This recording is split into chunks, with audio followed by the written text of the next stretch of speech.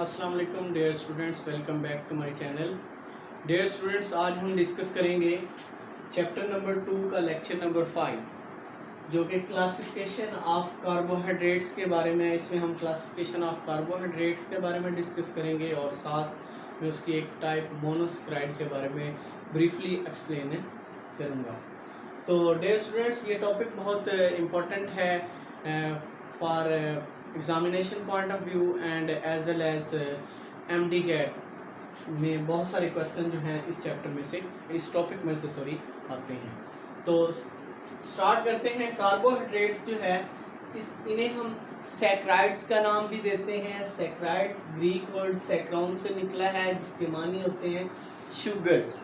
तो इनको कार्बोहाइड्रेट्स को हम शुगर, क्योंकि ये स्वीट एंड टेस्ट होते हैं तो इनको हम शुगर का नाम देते हैं।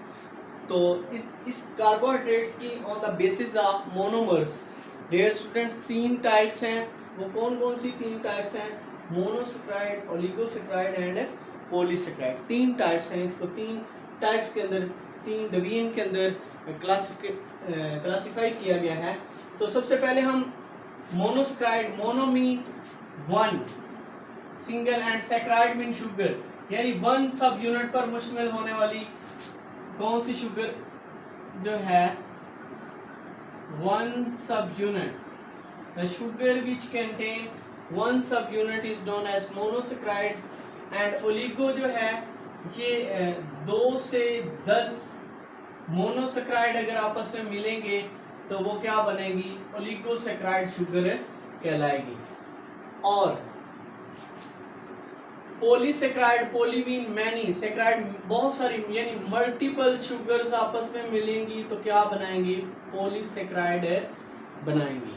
तो आज हम डिस्कस करेंगे मोनोसैकेराइड के बारे में। 1 सब यूनिट पर मुश्तमिल होती है, मीन के हम कह सकते हैं ओनली 1 शुगर है। तो monosaccharide are chemically known as polyhydroxy aldehyde and ketone. Polyhydroxy का मतलब मैं लास्ट लेक्चर में भी बता चुका हूँ dear students. Polyhydroxy mean, poly mean many, hydroxy mean hydroxyl group, बहुत सारे हाइड्रोक्सिल ग्रुप लगे हों और साथ में या एल्डिहाइड फंक्शनल ग्रुप हो या कीटोन फंक्शनल ग्रुप हो तो उसे हम मोनोसैकेराइड। तो 1 सब यूनिट है। और मोनोसैकेराइड को हम कहते हैं स्वीट एंड टेस्ट होती हैं, यानी इनका जायका जो है वो मीठा होता है। सॉल्युबल इन वाटर है, पानी के अंदर सॉल्युबल है। सिंपल शुगर है, मोनोसैकेराइड। और 1 सब यूनिट मैंने पहले आपको बता दिया, कांट बी हाइड्रोलाइज्ड, इनको हम मजीद तोड़ नहीं सकते।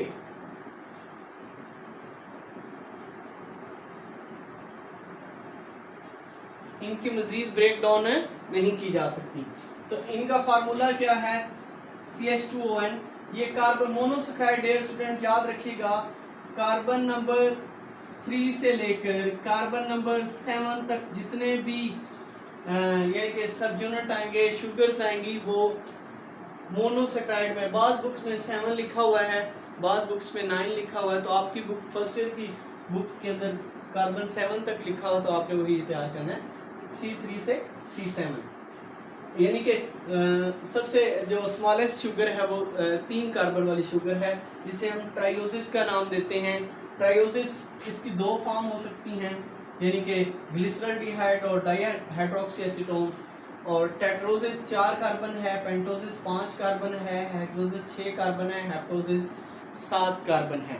तो ट्राइओसिस जो है ये 3 कार्बन है, तो intermediate in photosynthesis and respiration.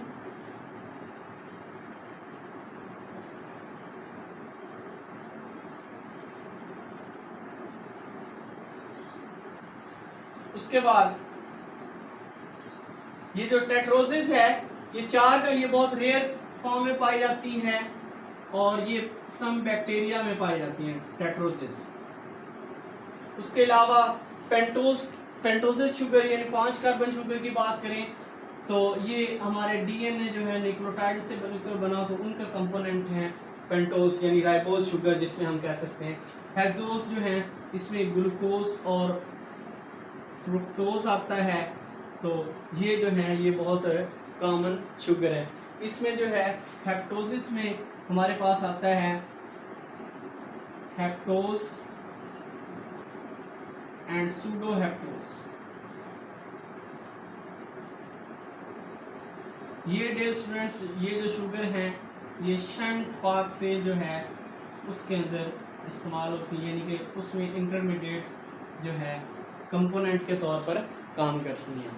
उसके अलावा शुगर जो है डियर मोनोसैकेराइड जो है वो दो तरह की शुगर्स होती हैं, एल्डो शुगर और कीटो शुगर। एल्डो शुगर वो होती है शुगर विद एल्डिहाइड ग्रुप, ऐसी शुगर जिसके के साथ एल्डिहाइड ग्रुप लगा हो, और ऐसी शुगर जिसके साथ कीटोन ग्रुप लगा हो या कीटो ग्रुप लगा हो, उसे हम कीटो शुगर का नाम देते हैं। एल्डिहाइड और कीटोन के बारे में पहले मैं डिस्कस कर चुका हूँ। एल्डिहाइड ग्रुप कौन सा होगा? कार्बोनाइल कार्बन के साथ अगर एक साइड पे अल्काइल ग्रुप लगा हो, एक साइड पे हाइड्रोजन लगा हो, तो ये एल्डिहाइड ग्रुप कहलाएगा। और अगर कार्बोनाइल कार्बन पे कि एक साइड पे दोनों साइडों पे अल्काइल ग्रुप लगा हो या कोई कार्बन लगी हो, तो उसे हम क्या नाम देते हैं? कीटो शुगर का नाम या कीटोन ग्रुप का फंक्शनल ग्रुप का नाम देते हैं। तो हमारे पास अगर ट्रायोसिस में देखें तो एक इसकी जो एल्डो फॉर्म है उसको हम नाम देते हैं ग्लिसरॉल्डिहाइड, और इसकी जो कीटो फॉर्म है ट्रायोसिस 3 कार्बन वाली शुगर की, उसको हम डाईहाइड्रोक्सी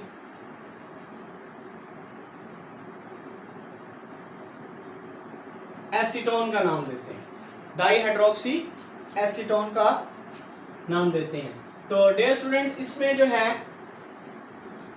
अगर ग्लिसरॉल्डिहाइड 3 कार्बन है तो इसको हम कैसे सबसे पहले इसका स्ट्रक्चर फार्मूला लिखने का तरीका ये है कि 3 कार्बन को आप स्ट्रेट लाइन में लिखें। अब एल्डो शुगर है तो इसमें आप क्या करेंगे? एल्डो शुगर के अंदर जो पहले कार्बन है, ये मोनोसैकेराइड में जितने भी स्ट्रक्चर हम बनाते हैं तो उसका बनाने का डियर स्टूडेंट ये तरीका होता है कि जो अगर एल्डो शुगर है तो उस पहले जो कार्बन है वो कार्बोनाइल कार्बन कहलाएगा, बाकी के साथ हाइड्रोक्सिल ग्रुप लगेंगे। अगर कीटो शुगर है तो उसमें दूसरे कार्बन या यानी पहले को छोड़ के हम किसी भी कार्बन के साथ कीटोन ग्रुप लगा सकते हैं, तो पहले कार्बन पे आपने नहीं लगाना होता। तो यहाँ पे आप देखें तो जो ग्लिसरॉल्डिहाइड है इसमें CHO, ये एल्डिहाइड ग्रुप लग गया। उसके बाद इस साइड पे हम लेफ्ट साइड जो होगी राइट साइड पे OH लगाएंगे, लेफ्ट साइड पे H लगाएंगे, इधर भी ऐसे ही OH H और यहाँ पे भी H। तो ये ग्लिसरॉल्डिहाइड का फार्मूला हो गया। उसके साथ साथ डियर स्टूडेंट्स अगर हम बात करें डाईहाइड्रोक्सी एसीटोन की, तो इसमें क्या होगा? इसमें भी आपने 3 कार्बन ऐसे स्ट्रेट लाइन में लिखने हैं। उसके बाद आप क्या करेंगे? दूसरे कार्बन को पे कार्बोनाइल कार्बन यहाँ पे कहलाएगा, और यहाँ पे भी CH2OH आप लिख सकते हैं, और यहाँ पे भी इसको हम इकट्ठा भी लिख सकते हैं, CH2OH भी लिख सकते हैं। तो डाईहाइड्रोक्सी मीन 2 हाइड्रोक्सिल ग्रुप हैं, और एसीटोन ये कीटोन ग्रुप है, इस वजह से इसे एसीटोन का नाम दिया जाता है। उसके बाद डियर स्टूडेंट्स अगर हम पेंटोस यानी 5 कार्बन राइबोज शुगर को देखें, ये एक एल्डो शुगर है। इसमें डियर स्टूडेंट्स हम देखते हैं कि इस एल्डो शुगर को आपने कैसे करना है कि एल्डो शुगर तो एल्डिहाइड ग्रुप पहले कार्बन के साथ लगेगा फंक्शनल ग्रुप, तो ये इसको हम इस तरह भी लिख सकते हैं। और डियर स्टूडेंट्स दूसरी बात याद रखना है, पहले आपने स्ट्रेट लाइन में कार्बन 5 लिखेंगे, 5 कार्बन शुगर है। उसके बाद फंक्शनल ग्रुप एल्डो शुगर है तो पहले कार्बन के साथ फंक्शनल ग्रुप लगाएंगे, तो पहले कार्बन जो है वो कार्बोनाइल कार्बन कहलाएगी। उसके बाद जो है OH आपने राइट साइड पे लिखने हैं, H जो आपने हैं वो किस साइड पे लिखने हैं? लेफ्ट साइड पे। H OH OH H OH H और H। कार्बन की वैलेंसी 4 होती तो 4 आपने वैलेंसी उसके हिसाब से आपने हाइड्रोजन लगा लें। अब ये जो पेंटोस 5 कार्बन राइबोज शुगर है, ये सोल्यूशन फॉर्म में क्या बनाती हैं, ये रिंग स्ट्रक्चर बनाती हैं। जो रिंग ये बनाती हैं 5 कार्बन पेंटोज शुगर, वो 5 कॉर्नर रिंग स्ट्रक्चर बनाती हैं। तो 5 कॉर्नर रिंग स्ट्रक्चर जो होगा उसे हम फ्यूरॉन रिंग का नाम देते हैं। तो डियर स्टूडेंट्स, यहाँ पे ये मैंने बनाया है एक राइबोज का जो रिंग स्ट्रक्चर है वो कैसा है, कार्बन नंबर 1 2 3 4 और 5, ये कार्बन नंबर 5। अब पहले कार्बन के ऊपर OH होगा, नीचे H OH H OH H CH2OH। तो इस तरह जो है इसकी स्ट्रक्चर आप रिंग स्ट्रक्चर, तो आप ये फ्यूरॉन रिंग बनाते हैं। तो इसको हम इस रिंग स्ट्रक्चर को पूरे को हम नाम क्या देंगे, राइबो, क्योंकि राइबोज शुगर ने बनाया तो राइबो फ्यूरानोज। ओस जो डियर स्टूडेंट्स है ये कार्बोहाइड्रेट यानी शुगर के लिए इस्तेमाल किया जाता है। तो इस रिंग स्ट्रक्चर को हम रिंग को क्या नाम देंगे, राइबो फ्यूरानोज रिंग। उसके बाद अगर हम हेक्सोज 6 कार्बन की बात करें डियर स्टूडेंट्स, तो उसमें ग्लूकोज है और फ्रुक्टोज है। ग्लूकोज जो है ये एक एल्डो शुगर है और जो फ्रुक्टोज है ये कीटो शुगर है। तो इसमें हम जो एल्डो शुगर है सबसे पहले बनाने का सेम तरीका वही होगा, आप कार्बन नंबर लिखेंगे, कार्बन 6 जो कार्बन है उन्हें हम आप स्ट्रेट लाइन में लिखेंगे। उसके बाद डियर स्टूडेंट्स आप क्या करेंगे कि कार्बन 1 एल्डो शुगर है तो कार्बन 1 के साथ आप इसको इस फॉर्म में भी, it is up to you कि आप किस तरह लिखते हैं, इस फॉर्म में भी लिख सकते हैं, ये इस फॉर्म में भी ये फंक्शन ग्रुप एल्डिहाइड लिख सकते हैं। उसके बाद उसी तरह H इस साइड पे, OH इस साइड पे, OH H OH H OH H और H। अब डियर स्टूडेंट्स इसमें एक बात याद रखिएगा, जब 6 कार्बन शुगर होगी, चाहे वो ग्लूकोज है चाहे वो फ्रुक्टोज है, उनके कार्बन नंबर 3 पे पोजीशन चेंज होगी, यानी कि जो राइट साइड पे OH था उसकी जगह पे H होगा, जो लेफ्ट साइड पे H था उसकी जगह पे, यानी यहाँ पे एक चेंजिंग आती है। तो इसको मैं ऐसे ब्लैक के साथ शो कर देता हूँ। ये एक यूनिक इसमें आता है कि कार्बन 3 पे पोजीशन जो होगी H और OH की चेंज होती है। उसके बाद डियर स्टूडेंट्स अगर हम बात करें फ्रुक्टोज की, तो फ्रुक्टोज जो है इसमें दूसरी कार्बन जो होगी वो कार्बोनाइल कार्बन होगी, तो पहले के साथ CH2OH। अब तीसरी में हमने चेंजिंग करनी है, H इस साइड पे OH, इस साइड पे H, बाकी सेम H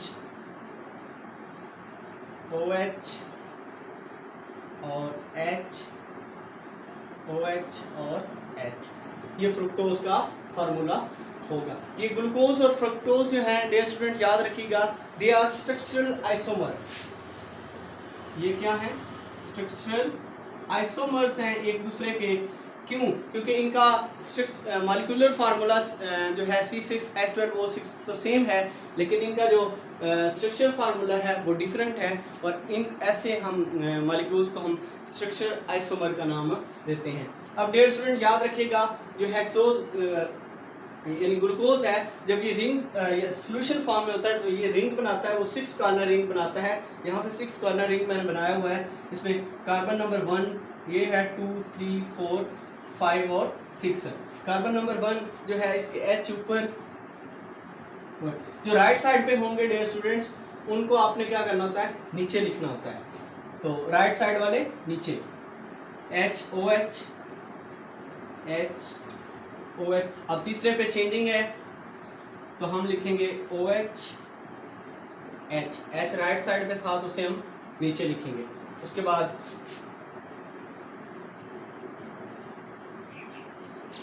OH H और CH2OH। तो ये रिंग स्ट्रक्चर बन गया। जो ग्लूकोज ने बनाया है इसको हम रिंग स्ट्रक्चर को हम पायरानोज रिंग का नाम देते हैं। 6 corner ring is known as pyran ring, और इस शुगर को हम नाम देते हैं, ग्लूकोज ने बनाया तो ग्लूको पायरा नोज। ओज का मतलब है शुगर और पायरान 6 कार्बन रिंग को कहते हैं, और ग्लूकोज से निकला है तो ग्लूकोपायरानोज रिंग। उसके बाद डियर स्टूडेंट कुछ इंपॉर्टेंट बातें हैं। जो ग्लूकोज है ये ग्रीन प्लांट्स के अंदर पाया जाता है। ग्रीन प्लांट्स के अंदर कैसे पाया जाता है आपको पता है डियर स्टूडेंट?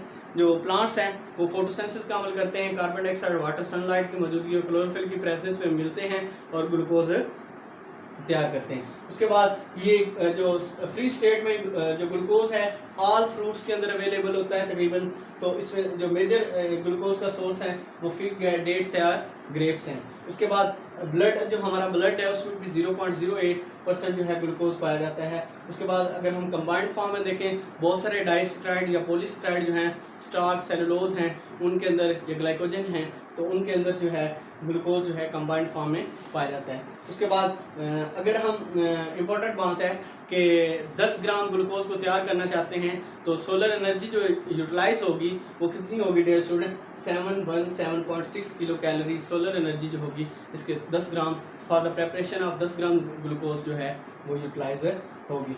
तो डियर स्टूडेंट्स ये था हमारा आज का लेक्चर। इसमें अगर डियर स्टूडेंट्स आपको कोई कन्फ्यूजन हो तो आपने कमेंट में मेंशन कर देना है, और मेरे चैनल को ज़्यादा से ज़्यादा सब्सक्राइब करें और शेयर करें, और जो है कोई भी आपको इसमें प्रॉब्लम हो तो आपने मुझसे शेयर करनी है। Stay connected. Thank you and अल्लाह हाफ़िज़।